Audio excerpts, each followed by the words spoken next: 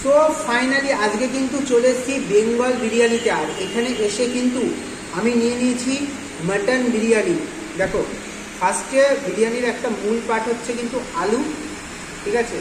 আর রাইসের যদি প্রসঙ্গে আসি, একটু কাছে আসো, ক্যামেরাটা একটু কাছে আনো।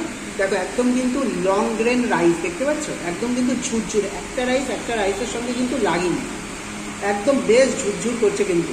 আর তোমাদের দেখিয়েওছি হাঁড়িতে কিন্তু ঘিও দিয়েছে ওপর থেকে। আর তার সঙ্গে এইরকম সাইজের একটা রেয়াজি মাটন দিয়েছে। এই বিরিয়ানিটা কত দাম হতে পারে? এই বিরিয়ানিটার দাম কিন্তু রাখছে 250 টাকা। আর তার সাথে বসে খাচ্ছি বলে একটা ক্যাম্পা দিয়েছে।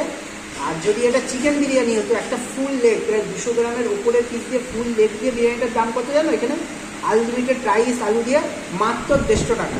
আর দাদাদের এখানে কিন্তু এইটা লিভার ফ্রাই পাওয়া যায়, যেটা 6 পিস দিয়ে দাম রাখছে 140 টাকা।